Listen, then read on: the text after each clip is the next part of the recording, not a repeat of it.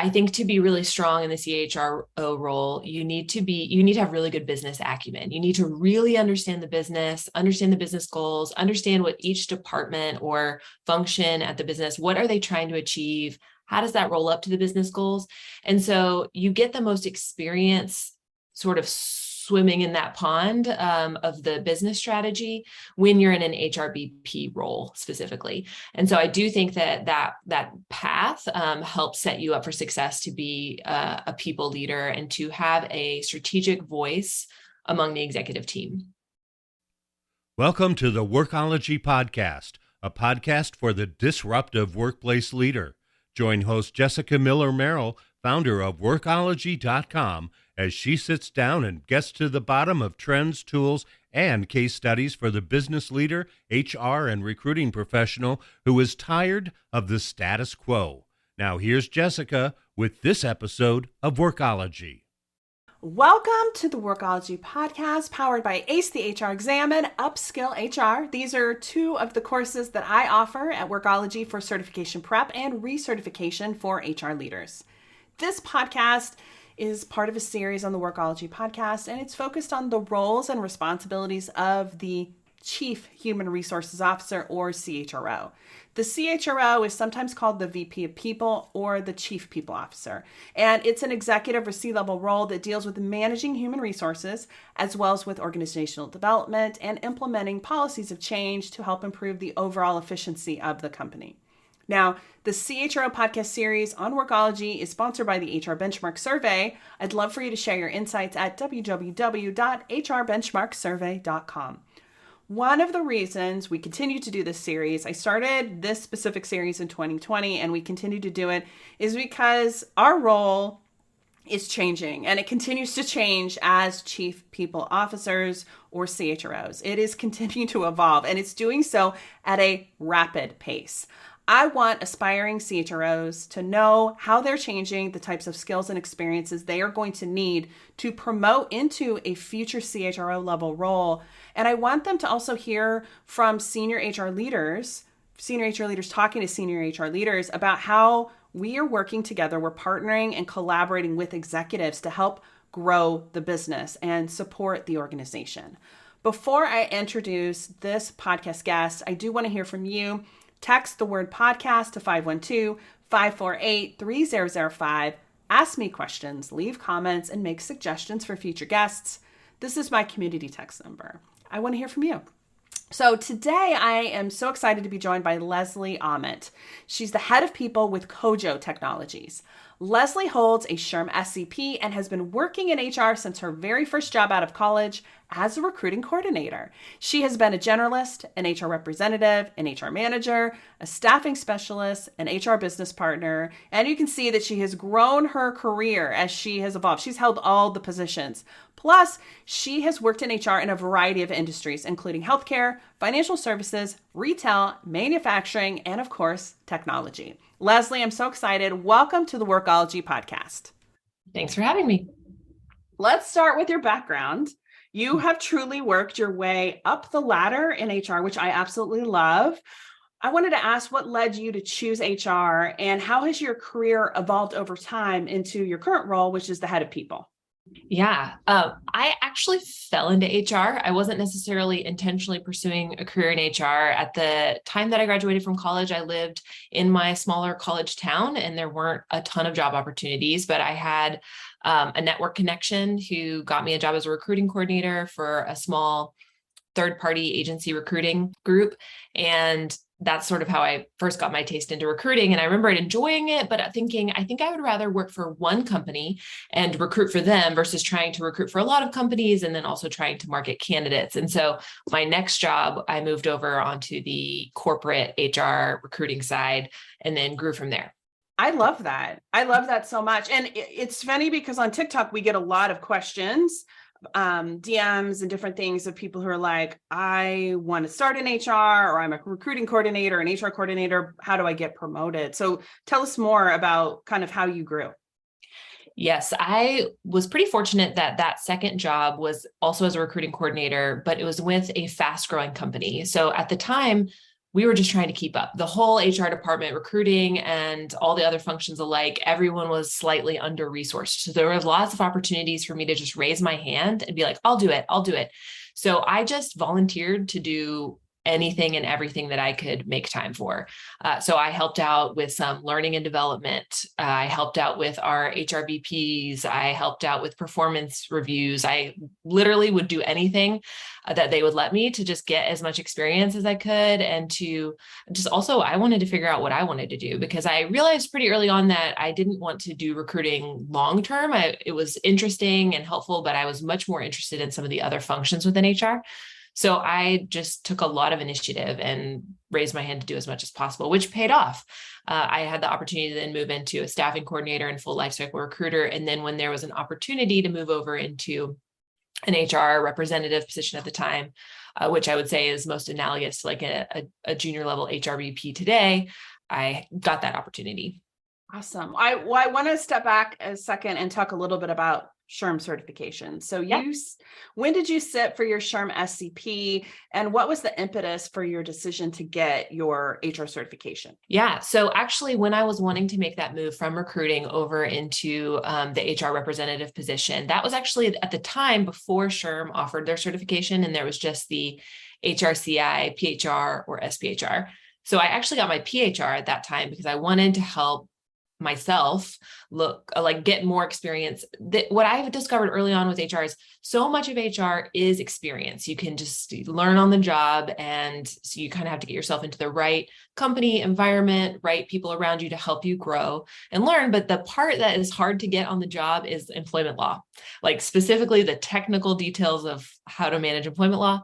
So I wanted to get my PHR certification to help me get that knowledge. And so at the time, I actually took a class through a local college in their sort of Masters of HR program, specifically on that, took the PHR. And then a couple of years later is when SHRM rolled out their own certification, and I could easily kind of get that parallel SHRM CP. And then I actually let my certifications lapse. I maintained them for a while, but in my first head of people role, which was at a fair trade jewelry company, at that point, I was like, hey, I'm in a head of people role. I'm really loving it. And I don't necessarily think I need to maintain my certifications for my job today. So I let them lapse. But around the time that I decided it was time that I wanted to move on, and I wanted to grow my career by going into a larger company, I wanted to get into SaaS and technology. At that time, I was like, I should probably, I think it would help me to have the SHRM SCP back on my resume to show that I have this sort of senior level understanding, because it's one of those things that I think is on a lot of job postings as a nice to have. And so I was like, I just want that to be a non-issue. And so I studied on my own and took the SHRM SCP. And then, later that year, I moved on to a home care SaaS company where I was the director of HRBP. And so being in that position, then it was like, okay, I got what I wanted there. And then from there, I'm now at Kojo, where I'm a head of people again, also in SaaS, growing startup. And I think it's just been helpful to have as I did a few career pivots in this senior level. I love that too. And because you started in recruiting too, I think, not that everybody says, oh, you don't have a degree in HR. Or you don't have experience necessarily exactly as like an HR generalist or one of those type of roles. So it is helpful to say, I have that foundation that I can do the things, or I have an understanding. I haven't necessarily been in the role for 7 years, but it doesn't mean that I don't have that knowledge to be able to do the job successfully.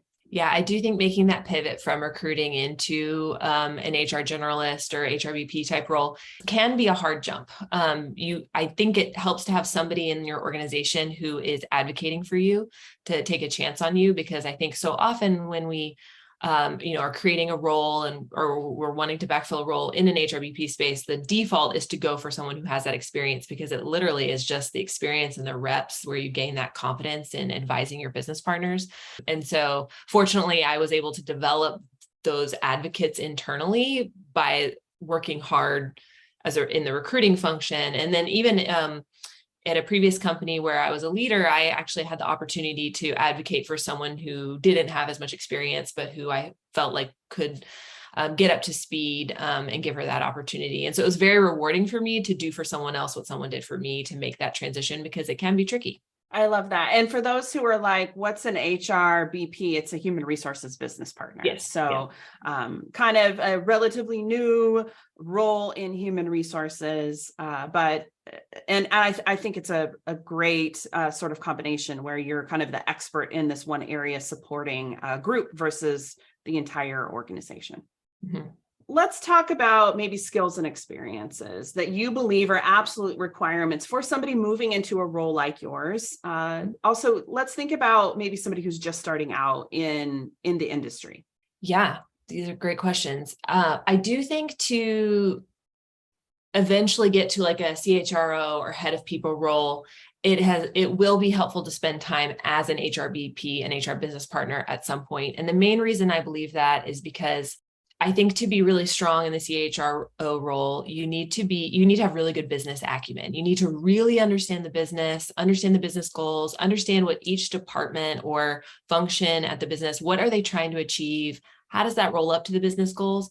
And so you get the most experience sort of swimming in that pond of the business strategy when you're in an HRBP role specifically. And so I do think that path helps set you up for success to be a people leader and to have a strategic voice among the executive team.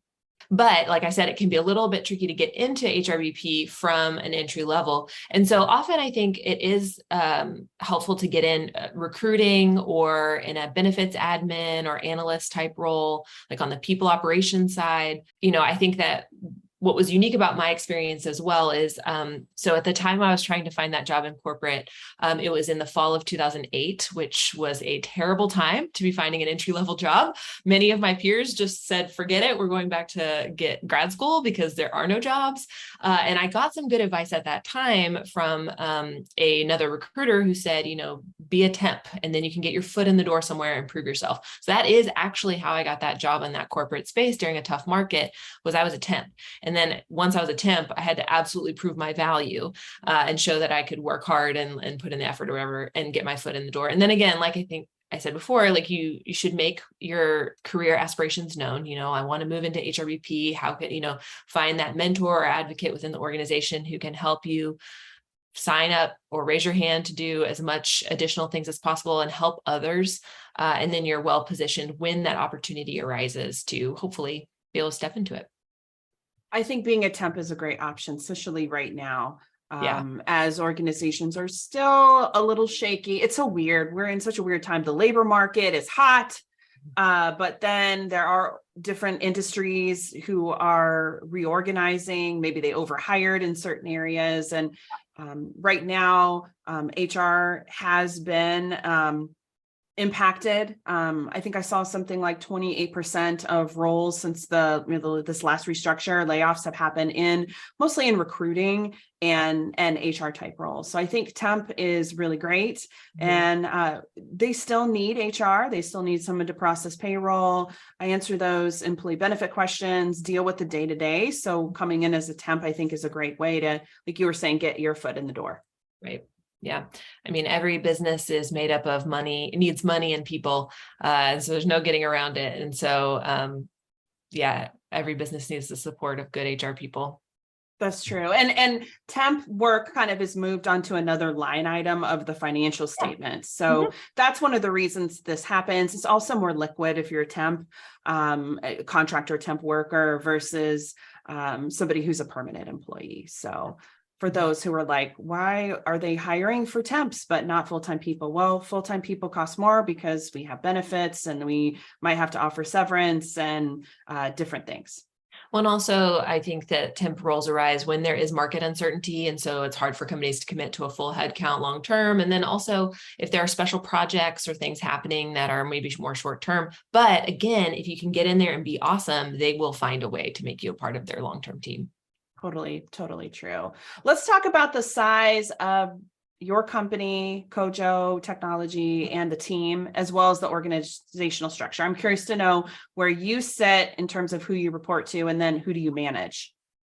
Sure. So Kojo is a startup. So we have raised through our Series C. We have about 90 employees internationally. I would say about 80 of those are US based, and we're expanding internationally now. And then we'll cross over 100 later this year, I anticipate. So every startup kind of has a different approach to how they hire leaders. Some choose to hire more generalists, like mid-level, that can do a lot of different things, and then they'll hire more senior leaders over them in the future as they scale.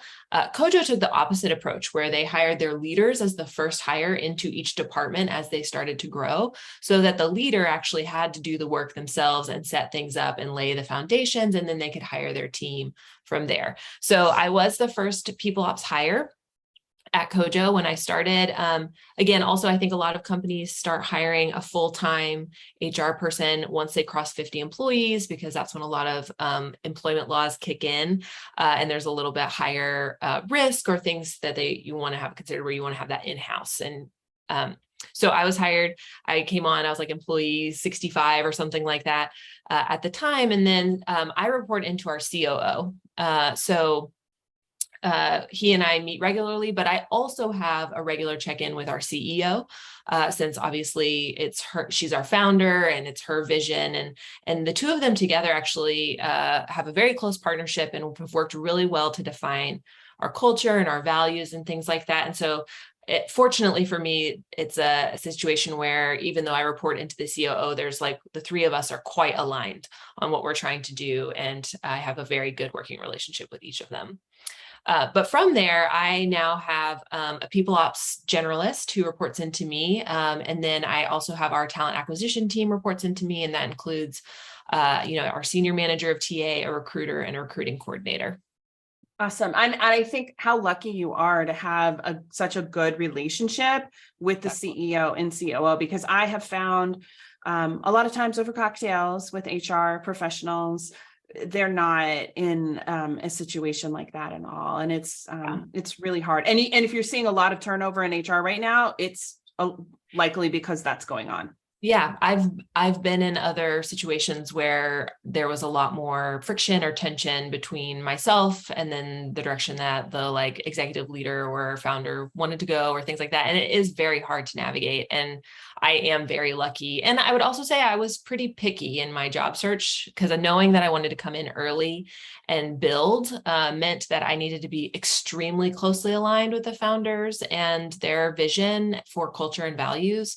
And so I feel extremely fortunate that I was able to find that in Kojo. I love that. That just says a lot about you too. And people often forget that the job search is just as much about you being a fit for them as the leaders in the organization being a fit for you. Yeah. Yes. Let's take a reset here. My name is Jessica Miller-Merrill, and you are listening to the Workology Podcast, powered by Ace the HR Exam and Upskill HR. We're talking about the role of the CHRO with Leslie Aument, Head of People with Kojo Technologies. The CHRO podcast series here on Workology is sponsored by the HR Benchmark Survey. www.hrbenchmarksurvey.com. Take our survey.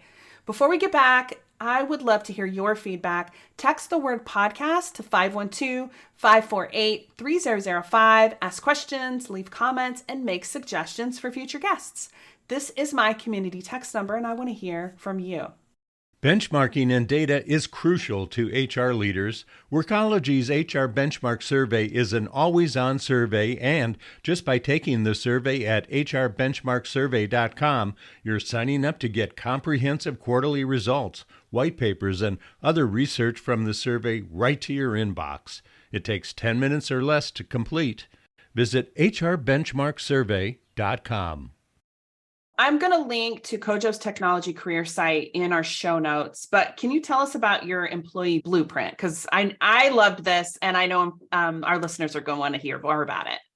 Yeah. So one of my soapboxes, I think as an HR person is let's make the implicit explicit. So how do we make all the expectations for an employee really clear. Because when you know what's expected of you, you can then, meet those expectations, exceed those expectations. I think that where employees or even managers can have tension or get frustrated is when there's an expectation that's not met, that somebody didn't know was an expectation on them. And that happens across our lives in all of our relationships. So one of our goals at Kojo, especially because we are fully remote, is to try and make all of the expectations as clear as possible. And we do this a few different ways because there are a lot of different expectations on us in the workplace. There could be your metrics or your KPIs, the things you're responsible for, the results. There could be certain behaviors, competencies, how you demonstrate the values. There could be certain cultural norms, like how y'all do meetings or your written culture or how you communicate, things like that. And so we created an employee blueprint, which we've rolled out to all of our team. And now all of our new hires go through a training on our employee blueprint, which is essentially lays out like how we expect our employees to operate at Kojo. So this isn't job specific or department specific, but this is just essentially like, how do we expect people to live out our values? And then more granular on how we operate, like, this is what we expect for meetings and what a meeting is for and what a meeting is not for. This is how, we have a strong written communication culture because we're remote. So it's like, this is how we write things down and this is how we share it and this is how we use it. We have calendar management, how we expect people to manage their time. We have information on how we show appreciation to one another, how we give feedback to one another. And it really just kind of goes through sort of globally how we all work together and how we work together cross-functionally. Now, every individual team will have their own flavor on this or additional expectations that kind of reflect that leader. But we wanted to at least set the bar of like, this is what we mean when we talk about working at Kojo and what we expect from everybody. And it just gives employees that one additional level of clarity beyond just sort of like, these are the results and this is my job description, but it's kind of just like, to work at Kojo, this is what we mean. And that helps us also have more clarity when we're recruiting to like find people who that type of environment will work well for them. And then it also helps us provide feedback when somebody is not operating according to our employee blueprint. We can just very clearly point to like, hey, this is the expectation. Here's what you're doing. And like, how can we help bridge this gap? And it just makes it a lot easier to all be on the same page about how we are working. I love that. And I'm of the belief that employees are showing up to work and they want to do their best. But a lot of times they don't know what the rules are and what those expectations are. So by laying those out, they can research on their own or be a part of employee orientation. And then the manager has kind of like a baseline where they can say like, hey, you attended this training, or, here information just as a reminder, I'm not seeing you meet this standard, or this conflict is occurring because you're facilitating meetings in a certain way that isn't in alignment with, the organization's expectations. Do you feel like this has been helpful for managers specifically? Because I feel like that's kind of the big challenge for everyone. Totally. I would actually say that most of some of the most positive feedback I've gotten on this work has been from managers who, everybody's at a different place in their journey on their feedback skill, right? Like how comfortable are they delivering feedback, maybe in ambiguous environments or when it's not super clear. But for managers, this helped them feel empowered when they were running into issues with employees. They felt a little lost on how to give the feedback in a meaningful way. Now they have something very specific to point to. They can show it in writing and they can say like, hey, I know you went through this training. Like this is what I'm seeing. It just gives them something to anchor on, which makes a feedback conversation a lot more direct and a lot less personal feeling to the manager, of feeling like I'm having to like describe how they're not meeting an expectation. But I would also say on the flip side, now we also have some even more things to point to when people are doing things right? Like we've very clearly laid out the expectation. So when someone runs a good meeting, we can be like, you killed it. Like you ran this exactly how we love to see. You're a paragon of this. You can point others to it as an example. So while it shows the gap where expectations might be missed, it also shows where people are meeting the mark or exceeding it in a more clear way as well. I think this is helpful to lay everything out, and especially since it sounds like you guys are growing very quickly and scaling, like having this foundation is going to help as you add more team members and managers, it's a win-win for everyone. Absolutely. Especially, like I said, because we're remote. And so we don't have this sort of way to show the culture in a more nonverbal physical way when you're in an office space, but it's kind of like, okay, we have to sort of set the rules of engagement together in this remote context. And then also as we're expanding internationally, it helps us sort of say like, this is how we are a US based company and this is how we are operating. And so people coming from different cultural backgrounds can sort of learn right away what's expected of them and how they like are operating at work. So your team and Kojo has no intentions of bringing people into an office. No, not at this point. Not right now. We might explore some, like WeWork type space or, co-working in the future for some areas where we have what we call a hub, like more like density of employees. But we are not planning to like open a physical office and concentrate our recruiting to one area. I think that's a huge advantage right now. All I'm seeing too from HR leaders is, I was hired and now my VP of HR is expecting me to come into the office. It was 1 day a week. Now they want it to be full time. Not just HR is feeling this, but every employee in the organization, especially if maybe they had been working there for an extended period of time. Yeah. Well, and I think that what's happening in the market right now as well, obviously you referred to this in the beginning, but tech especially is going through a shakeup of expectations of like, what is the right number of people to get this work done? And how do we do this? And there's a lot of restructuring happening. And one of the big questions that's happening among tech leaders is how are we actually setting up our employees to have really productive, efficient, like work getting done? Is it in office? Is it hybrid? Is it remote? And I think where we are at least is essentially there's problems with each model. So like, it's just a matter of which problems do we want to solve for? There's distractions. There's, like everyone kind of reaches their sort of like, this is our level of productivity we're going to hit in this job. And so at the moment, we're just managing by the way we're choosing to manage it is setting high bar for performance expectations and just saying like, hey, like as long as people are hitting this high bar and we're continuing to assess that we are holding a high bar for performance, then that's where we're going to focus our energy rather than sort of monitoring people's time management in an office more. That's kind of the wheelhouse, like my area, like I'm in that camp too. Not everybody is, and that's totally fine. Everybody can run their business and lead their teams differently. Different industries also, I think, require different things. Agreed.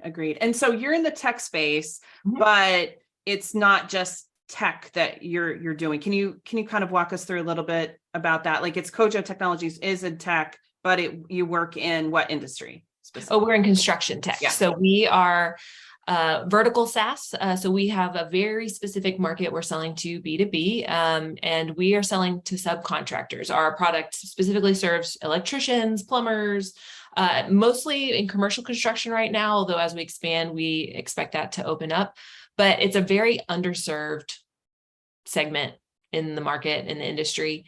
Construction has kind of been left behind by tech, I would say historically. And so we are trying to do a new thing in an industry that's a little bit tech resistant. So it's a lot of fun challenges. It's such a weird time, like I said, because there are industries and areas like Amazon is calling people back to the office. One of my friends has to go back to the office in May. And for him, and it's a 5-hour commute, I think, from his house with construction or some other stuff. I don't know. It's at least 4 hours for round trip for the day. It's crazy. Okay. So he's actively looking, but you're in tech, but because you're in this vertical space that's really growing, and you have chosen to be remote, like it's a different just scenario and strategy planning for you. Yeah, exactly. Yes. And I think that also, when I think about the global component of what you're doing too, that's just another layer of complexity in terms of all the hiring and the laws and all the fun. Yeah. Yeah. We're tiptoeing into that. And right now we are using an employer of record to help us. So we're not having to manage all that compliance ourselves yet. We're too small to like start taking that on, but eventually that will be one of my new challenges is figuring out. I am so excited for you. That is, Yes. Well, it'll be a great experience, like a great learning experience for sure. I wanted to ask about any advice you could give to HR practitioners who are early in their careers, because you have switched industries, and that's not necessarily uncommon, but I think sometimes people get stuck and they're like, I only do HR and retail. How can I move over to another space? So talk to us maybe about some advice in that area for somebody looking to move into maybe a different vertical or industry. Yeah, I do think it's wise to think about, even when you're interviewing into different industries, of how you're talking about your skills, your HR skills in a way that makes them sound universal versus specific to retail. Like, so how are you solving problems and supporting employees in a way that would make sense in this other industry as well? And I mean, I think it is common in HR to switch industries because people are people everywhere. There's different flavors in each industry, but I'm dealing with a lot of the same issues across companies and across industries. But I think being able to sort of talk about yourself and talk about your skills in a way that like clearly shows the transferability of them, that helps a lot. And I think that this might be controversial advice, but I think it also is good to have a point of view, like know why you're doing this. Like, why do you care about being in HR? Like having sort of your own personal confidence and sort of mission, and like, why are you doing this? Why do you think you can add value there? And that will, in some ways, maybe rule you out of certain roles where it might not be, especially early on, where it might not be a good fit. But I think that I've interviewed a lot of HR people in my career as I've built teams across the way. And when people are trying to be a little almost like too generic and like a little bit like, I can be anything to anybody, anytime, like it's hard to believe, right? And so it's a little easier to like actually just sort of figure out what you care about and what you want to do and share that. And hopefully you can find a really great fit. I like that. And I think it's really important to make sure that the job fits you just as much as you fit the job. It's a lot like dating. I mean, if you just swipe on everybody and say, yes, I'm interested, you're going to end up with a lot of people who aren't the right fit. Same with jobs. Yeah. And you might make the wrong choice. Right. I mean, I have been in situations myself where I worked a job that it was the only job I could get at the time, and I didn't have choices. So I was like, well, I got to pay my bills. And so this is the job I'm working in. So I just had to learn that industry out of necessity. And then I've had times in my career where I've been able to be picky and I've declined an offer because it wasn't the right fit. So there's this sort of push-pull, and it depends on everyone's situation. Sometimes I was in an industry because that was my only option. But I think that something that's been true for me across my whole career is giving things a fair try. And even if it wasn't a great job or I didn't love the industry, I was still willing to learn from that experience and give it my best effort regardless. And I think that ultimately actually paid off for me down the road. I love that. Well, last question, best or worst career advice you've ever received? So this was, I think, not good advice, but I think I still kind of took the spirit of it in a way that was helpful, which was early in my career. All of the leaders that I worked under at the time were in the boomer generation. They were male. They had a very specific way of thinking about work. And so I got advice early on of like, burn the midnight oil. Like you need to work long hours to get ahead. If you stay late, you come early, you're showing that you're working really hard. Like that's how you're going to grow at this company. And of course I heard that and I was like, bleh. Like, I mean, I'm working really hard, but I also view myself as someone who works smarter, not harder. And I think that I can get a lot done. So I was a little bit like, didn't love it, but what I think the actual underlying sentiment was give it your best effort and work hard and show people that you care about it. Like you care about the work, you care about the success of the company, you care about the success of the employees you're supporting. You want everyone to win here. And I think, and you're working hard to make that happen. And that I think is actually the lesson I took from that. And that is my advice as well. Like people can tell when you are engaged and you care and you're invested in their success, in the company's success, and you, again, want to see everyone win. And I think that just buys you so much trust and credibility. And then it just like opens more doors for you. Everyone can tell if you're like disengaged or you don't really care, you're not all the way in it, or you're not actually like rooting for someone else or the business to succeed. So I think again, that kind of gets into finding the right fit for you. So that's an easier move to make, and you're not like just grinding it out at a place you don't care about. But I do think, actually caring about your job and the company goes a long way. It just makes it a lot more enjoyable Yeah. in general. But I have worked in places that, like you said, it was just a paycheck because that was the best option at the time. So there's seasons in life where we make choices for different reasons. Totally. And like I said at the beginning, I think it's a total amazing privilege that I have now that I have so much personal fulfillment in the role that I'm in. And I got to choose it to an extent.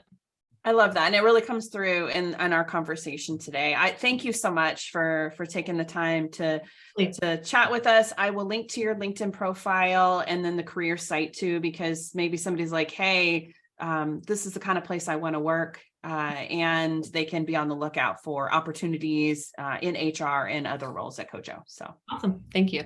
Thank you. Thank you for tuning into this podcast interview. The CHRO podcast series on Workology is sponsored by HRBenchmarkSurvey.com. Take our survey at www.hrbenchmarksurvey.com. I love this series so very much. I am such a nerd. It is so interesting to talk to different heads of HR at different sizes, at different stages of the organization, as well as different stages in their life and career. It is changing so rapidly, our roles as heads of HR. And I love really diving in and hearing from you in terms of how your experience connects to the strategy and operations of the overall business. And I love sharing these things with you. The CHRO doesn't just lead HR within the company. The company depends on this leadership role to set the standard and also benchmarks for everything from company values to learning and development to more. I appreciate Leslie sharing her knowledge and her time just to talk with us about her experience today. Thank you for taking your time to chat with us and join us here on the Workology Podcast. I want to get your feedback. Do you have a suggestion or an idea or a comment, or just want to say, hey, text the word podcast to 512-548-3005. Ask questions, leave comments, let me know what's going on. I want to hear from you. This is my community text number. Again, thank you for joining the Workology Podcast. My name is Jessica Miller Merrill. This podcast is powered by our HR professional development courses, Upskill HR, which is for certification or recertification, and ACE the HR exam, which is for HR certification prep for SHRM or HRCI. This podcast is for the disruptive workplace leader who's tired of the status quo. Again, my name is Jessica Miller Merrill. Until next time, visit Workology.com to listen to all our previous Workology podcast episodes. Have a great day.